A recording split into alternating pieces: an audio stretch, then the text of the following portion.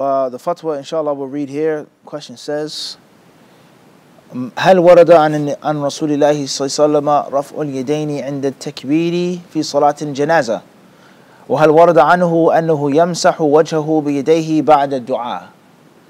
Is it something that is mentioned in the hadiths? Are there hadiths regarding the Messenger of Allah alayhi salatu wasalam raising his hands in the janazah prayer? Meaning for the takbir. When you say Allahu Akbar, do you keep your hands down or do you raise them?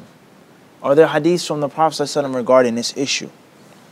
The second question is, are there hadiths regarding wiping the face after one makes dua? Not the janazah, but one makes dua and he wipes his face. A very, very, very common practice and a very practical issue. People that make dua, after dua, they wipe their face. Or their face and their chest, etc. What is the ruling on these two things? Al-Jawab.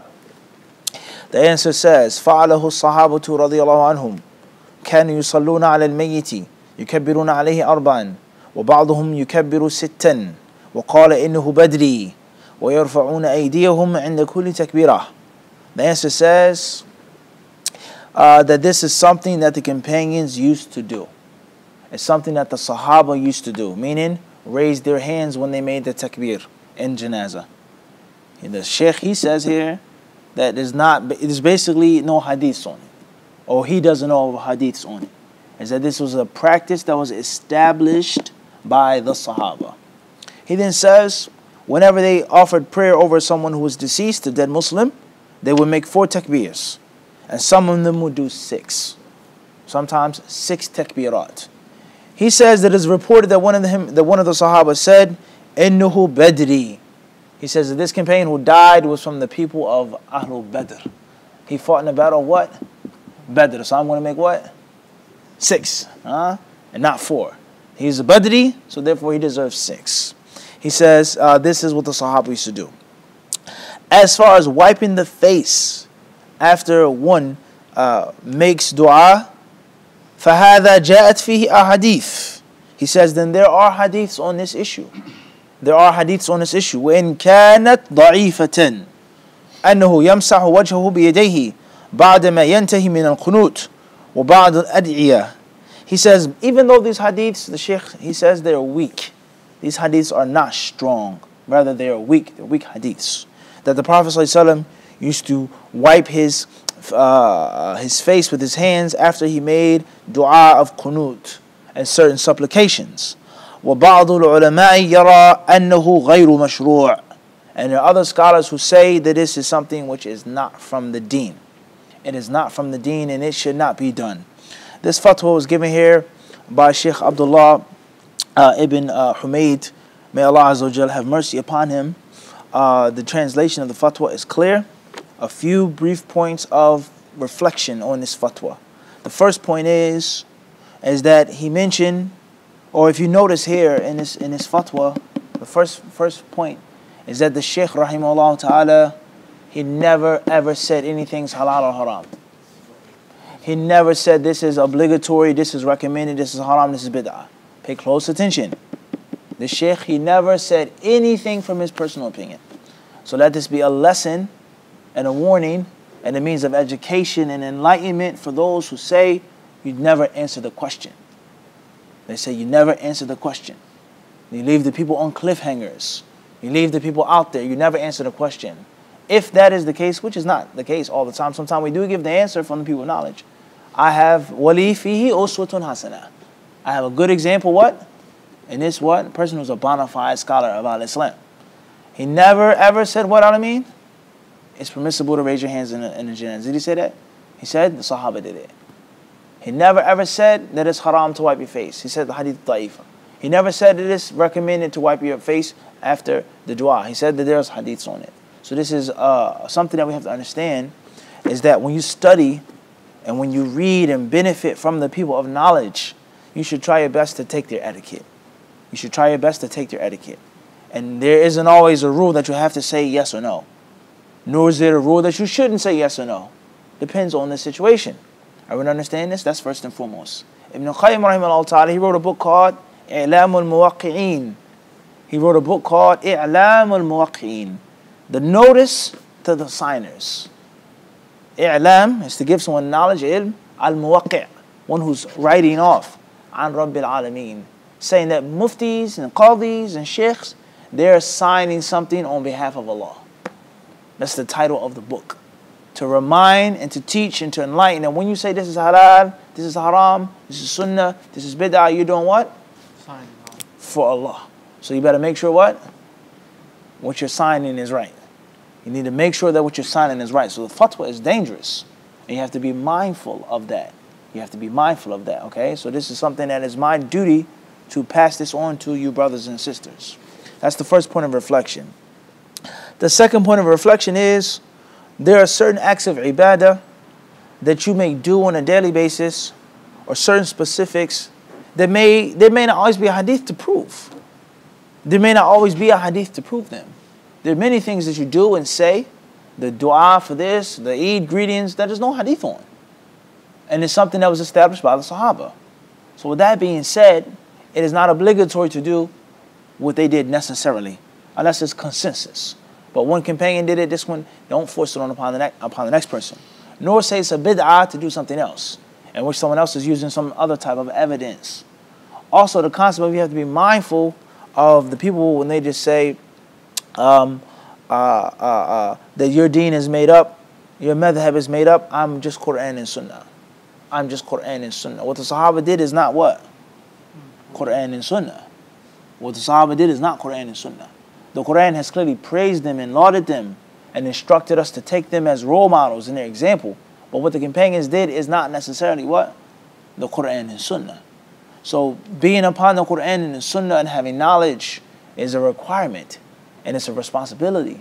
And to say something is bid'ah and something is baseless, that requires a great deal of knowledge. And the best gift and the greatest gift that a person of knowledge is to have is humbleness and patience. You don't always got to be so hasty and right to the point and headstrong. Have some sabr, have some ta'anni, and how you word things and how you say things, because there are many issues that you do not know the depth of, and you yourself at best are blindly following someone else fanatically. You're following someone else just like this Hanafi person or this person here is blindly following. So you have to be mindful of this. So here he doesn't say that there's no hadith on raising the hands in takbirah. He says the Sahaba did it. He says that the Sahaba did it. Okay? And that's a discussion on what the Sahaba did. Is it a proof? Is it an evidence? And usul al-fiqh. Also we find here the concept of using the Sahaba as an example for the generality of something that's already been established. The Prophet ﷺ, he raised his hands in the salah. He raised his hands when he made certain takbirs. So that's generally established already. So we have another prayer in which we don't have something specific from the Prophet ﷺ, but it was already generally established. The Sahaba did it. One can say that proves that it's okay to do it here, because the general asl has already been what? Established. And these companions, they're doing something in the number, even if they're not necessarily narrating it from the Prophet ﷺ. Tayyib. Another concept we have, a point of reflection from this fatwa, is the issue of wiping the face of the hands. And he says that there are hadiths on it, but they are weak. I.e., is that you shouldn't necessarily do it because it's weak. These hadiths are weak. And this goes as a connection between bid'ah and weak hadiths. Oftentimes they're very connected. Extremely weak hadiths. Or even if the act isn't a bid'ah, but it's something that's not clearly established from the sunnah. Oftentimes things that you may do or say or practice are based off of weak hadiths. So be mindful of that. And it shows us the connection between fiqh and hadith and fatwa and hadith, and how the sciences of hadith and the study of hadith, it is the superior art in al-Islam. Whereas he based his ruling and his answer off of what? Hadiths. Meaning, if you've mastered hadiths that are sahih and daif, then you know at least half of the fiqh issues. 50% of the khilaf is based off of what? Hanafi says sahih, Jumhur says daif. The Jumhur says sahih, and Hanafi says daif. At least, and I'll say more, but at least half of fiqh issues of khilaf are based off of what? The hadith being authentic or not. So this goes to show you is that when you learn the sciences of hadith, you also learn fiqh. And you can master fiqh through hadith. Last but not least, it goes to show us here that a person, he oftentimes attributes things to the people of knowledge who came before him. He says some ulama, they say that it's ghayr mashru', and he never gave his view, as we previously said. And also goes to show you, if he says that some ulama say that, then that proves that other ulama say the opposite, is that it is permissible to wipe one's face after the dua. And some of them hold the view that that is sunnah, that is the practice to be done, based off of hadiths that are not da'if to them, let alone athar of some of the sahaba and athar of some of the tabi'un regarding making dua and wiping one's face. So what do you do now? What should you do now? You should avoid it. Stay away from it. It's not obligatory. No scholar says that you have to do it. It's an option. So if you're confused, or you don't know, or you were taught that it's a bid'ah, whatever, just don't do it. The problem lies where? In making someone astray, declaring someone to be upon bid'ah for doing something which some ulama say is lawful and valid. That's the problem. If you're an imam of the masjid, the people come to you and they ask you, "Yeah, sheikh, should I wipe my face after I make dua?" Tell them no, you shouldn't do it. That's the closest thing to the sunnah. Don't do it. That's sufficient. If you go into a masjid, you're invited to have a khutbah or a class or a lecture, and the people are wiping their faces, and you scream at the people, "This is bid'ah, fix this, stop this right now, or I'm not going to come back to your masjid." That's not correct, and that's not from wisdom. And this is something that instead of bringing people to the sunnah, in actuality, it pushes them away from the sunnah. So we have to check our intentions, and we have to ask ourselves, this scholar or this sheikh or this madhab or this dawah or this one or that one, is this made to bring ignorant Muslims to the deen, to the sunnah, or is it made to exclude them and to have a small monopoly over the haqq and have a small isolated group of Muslims that don't deal with any other people of Islam unless they follow and walk their tightrope? We have to ask ourselves this question. The Prophet ﷺ, he said to his companions, he says, "Bashira wa la tunafira." When he sent them to Yemen, he said to the two of them, he says, "Give glad tidings and do not run away." Teach the people, bring them to the sunnah, and don't rush and hasten to kick them out of the sunnah and then close and lock the door once they're out. And we are the only ones that are upon it. That's extremely dangerous. Okay, and we have to be mindful of this. A true scholar, a true student of knowledge, is someone who has an aroma, just like perfume or cologne. All of those who interact with this person, they enjoy that smell. That's the smell of knowledge. That's the smell of humility. That's the smell of friendliness. That's the smell of being open and available for the people. And that is the smell of respect. And even if they don't agree with everything that he says, or they don't have the ability to follow all of his teachings, but there's going to be a general respect. As far as the putrid odor, the smell that comes from someone who went overseas and he comes back. The one who does the sunnah, practices sunnah, and he is disrespectful and nasty to the people. And the people, they won't benefit from him, except for a few people around him that agree with everything that he says. They're nodding their heads and shaking their heads from the moment he says Bismillah ar-Rahman ar-Rahim until he says Subhanallah wa bihamdik. They're not thinking critically about anything that he's saying.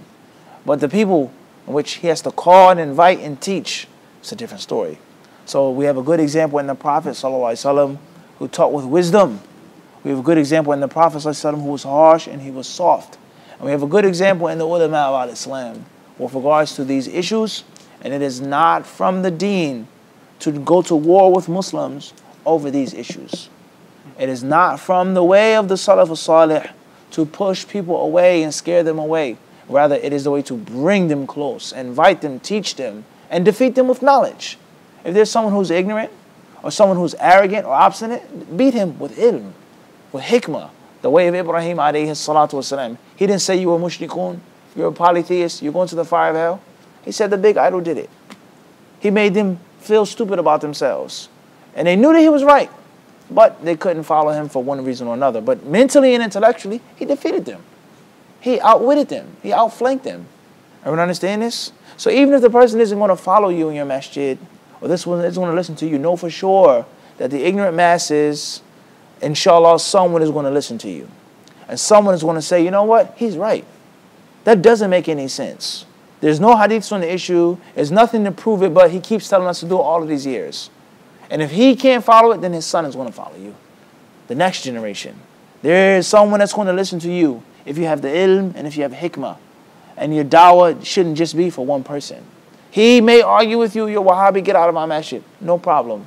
But you've established the proof, and I guarantee you somebody you're going to spark their interest. And it says, you know what? I like him. He makes sense. I like the way he talks. Where can I find you at? Where's your masjid? And then if you teach them one issue that they're doing wrong and invite them correctly and encourage them and inspire them, there are 20 other issues that they themselves are going to come up to you and ask you about. They're going to ask you about it, about interest, mortgage, leasing. They're going to ask you, do I have to grow a beard? Do I have to do this? Is this obligatory? Because you sparked interest in their minds and you left a sweet taste of knowledge and of sunnah with them. Allah Azza wa Jalla knows best. Wa sallallahu sallam wa barak ala abdihi wa rasulihi nabina wa imamina Muhammad.